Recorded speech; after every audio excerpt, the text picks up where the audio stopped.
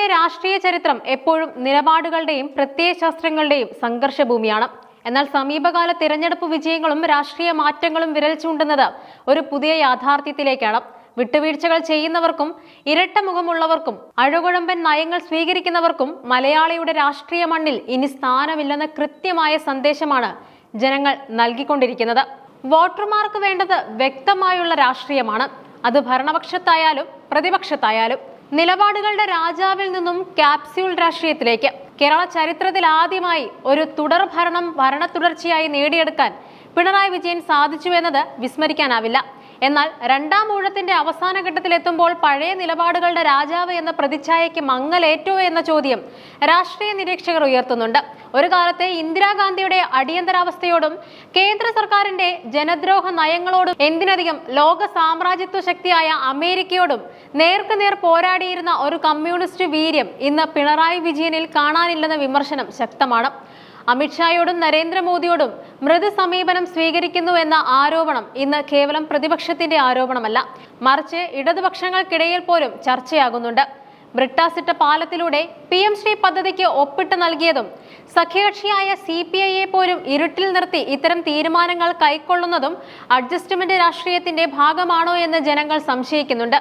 അണികൾക്ക് വിതരണം ചെയ്യുന്ന ക്യാപ്സ്യൂൾ ന്യായീകരണങ്ങൾ കൊണ്ട് പൊതുസമൂഹത്തെ എക്കാലവും പറ്റിക്കാനാവില്ലെന്ന തിരിച്ചറിവാണ് കഴിഞ്ഞ തിരഞ്ഞെടുപ്പുകളിൽ LDF-നേറ്റ തിരിച്ചടികൾ സൂചിപ്പിക്കുന്നത്. UDF-നെ സംബന്ധിച്ചിടത്തോളം കഴിഞ്ഞ കുറച്ചു കാലങ്ങൾ വലിയ പ്രതിസന്ധിയുടേതായിരുന്നു. എന്നാൽ പ്രതിപക്ഷ നേതാവായി VD സതീശൻ ചുമതലയേറ്റതോടെ രാഷ്ട്രീയത്തിൽ പുതിയൊരു പ്രവർത്തനം പ്രകടമാണ്.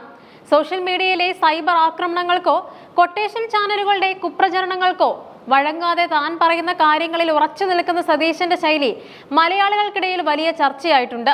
4 കോർപ്പറേഷനുകൾ പിടിക്കപ്പെടും, പകുതിയിലധികം ജില്ലാ പഞ്ചായത്തുകളും 500-ലധികം ഗ്രാമപഞ്ചായത്തുകളും കീഴടക്കുമെന്നും അദ്ദേഹം ചങ്കൂറ്റത്തോടെ പ്രഖ്യാപിച്ചപ്പോൾ പലരും അത് തമാശയായി കണ്ടു. എന്നാൽ ഫലം വന്നപ്പോൾ സതീശന്റെ വാക്കിന് വിലയുണ്ടെന്ന് തെളിഞ്ഞു. പ്രവർത്തകർക്ക് നഷ്ടപ്പെട്ട ആത്മവിശ്വാസം തിരിച്ചു നൽകാൻ ഈ നിലപാട് രാഷ്ട്രീയം സഹായിച്ചു. ഇന്ന് കേരളത്തിൽ UDF-ന് ഒരു തിരിച്ചുവരവ് സാധ്യമാണെന്ന് ജനങ്ങൾ കരുതുന്നുണ്ടെങ്കിൽ അതിൽ VD സതീശന്റെ കൃത്യമായ ഇടപെടലുകൾക്ക് വലിയ പങ്കുണ്ട്. ഡൽഹിയിൽ നിന്നും കേരളത്തിലേക്ക് KC വേണുഗോപാലിന്റെ കേരളത്തിലേക്കുള്ള മടങ്ങിവരവ് ചാനലുകളും രാഷ്ട്രീയ എതിരാളികളും വലിയ തോതിൽ ചർച്ച ചെയ്യുന്നുണ്ട്. അദ്ദേഹം മുഖ്യമന്ത്രി കസേര സ്വപ്നം കണ്ടാണ് വരുന്നത് എന്ന രീതിയിലുള്ള പ്രചരണങ്ങൾ നടക്കുന്നുണ്ടെങ്കിലും അതിന്റെ പിന്നിലെ യാഥാർത്ഥ്യം മറ്റൊന്നാണ്. രാഹുൽ ഗാന്ധിയുടെയും പ്രിയങ്ക ഗാന്ധിയുടെയും വിശ്വസ്തനായ KCക്ക് നന്നായി അറിയാം, കേന്ദ്രത്തിൽ ഒരു മാറ്റം വരണമെങ്കിൽ കേരളം, തമിഴ്നാട്, ബംഗാൾ തുടങ്ങിയ സംസ്ഥാനങ്ങളിൽ ഇന്ത്യ സഖ്യം കരുത്തുറ്റ വിജയം നേടണമെന്ന്.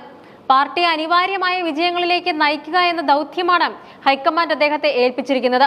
ഗ്രൂപ്പ് രാഷ്ട്രീയത്തിന് അതീതമായി പാർട്ടിയെ ശക്തിപ്പെടുത്തുക എന്നതാണ് അദ്ദേഹത്തിന്റെ ലക്ഷ്യം.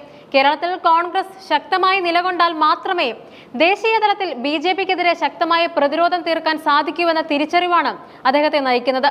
രാജീവ് ചന്ദ്രശേഖർ എന്ന നമ്പ്യാരെ ബംഗളൂരുവിൽ നിന്നും തിരുവനന്തപുരത്തേക്ക് പറിച്ചു നട്ടപ്പോൾ BJP വലിയ പ്രതീക്ഷയിലായിരുന്നു. കേരളത്തിലെ പഴയ നേതാക്കൾ തിരഞ്ഞെടുപ്പ് ഫണ്ടുകളിൽ മാത്രം കണ്ണുവെച്ച് പ്രവർത്തിക്കുന്നവരാണെന്ന ആക്ഷേപം ശക്തമാണ്. ഈ ഒരു സാഹചര്യത്തിലാണ് നമ്പ്യാരുടെ വരവ്. തിരുവനന്തപുരത്ത് അദ്ദേഹം ഉണ്ടാക്കിയ ഓളം BJP-ക്ക് വോട്ട് വിഹിതത്തിൽ വലിയ മാറ്റങ്ങൾ വരുത്തി. എങ്കിലും പഴയ മേയർ ആര്യ രാജേന്ദ്രന്റെ ഭരണത്തിലെ പോരായ്മകൾ ഉയർത്തിക്കാട്ടി കോർപ്പറേഷൻ പിടിച്ചെങ്കിലും വോട്ടിംഗ് ശതമാനത്തിലുണ്ടായ ഇടിവ് BJP-ക്ക് വലിയ തലവേദനയായാണ് സൃഷ്ടിക്കുന്നത്. തൃശൂർ ജില്ലയിലെ കോൺഗ്രസിന്റെ അവസ്ഥ പരിതാപകരവുമാണ്. തൃശൂർ DCC-യിലെ ചില നേതാക്കളുടെ നിലപാടില്ലായ്മയും അഴിമതിയും പാർട്ടിയെ പിന്നോട്ടടിക്കുന്നുണ്ട്. മറ്റത്തൂർ പഞ്ചായത്തിൽ 8 കോൺഗ്രസ് അംഗങ്ങൾ BJP പിന്തുണയോടെ സ്വതന്ത്രയെ പിന്തുണച്ചത് പാർട്ടിക്കുണ്ടായ വലിയ നാണക്കേടാണ്. ലോനപ്പൻ നമ്പാടന്റെ നാട്ടുകാരൻ മറുകണ്ഠം ചാടിയപ്പോൾ അതിനെ പ്രതിരോധിക്കാൻ DCC-ക്ക് സാധിച്ചില്ല.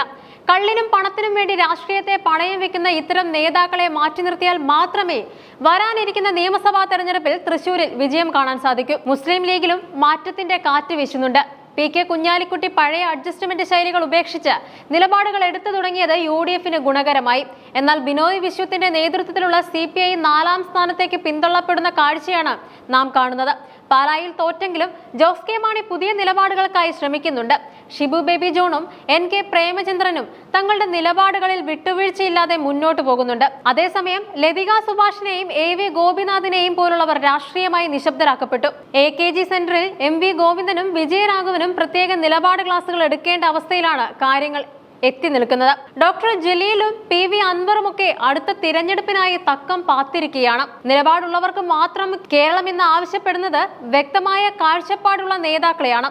CP ജോണിനെ പോലുള്ള പ്രഗത്ഭരായ നേതാക്കളെ നിയമസഭയിൽ എത്തിക്കുകയും അവർക്ക് ഭരണപരമായ ഉത്തരവാദിത്തങ്ങൾ നൽകുകയും ചെയ്യേണ്ടത് ജനാധിപത്യത്തിന്റെ ആവശ്യമാണ്. അഴിമതിക്കാരെയും അവസരവാദികളെയും ജനങ്ങളെ പറ്റിക്കുന്ന ക്യാപ്സ്യൂൾ വിതരണക്കാരെയും മലയാളികൾ തിരിച്ചറിഞ്ഞു കഴിഞ്ഞു.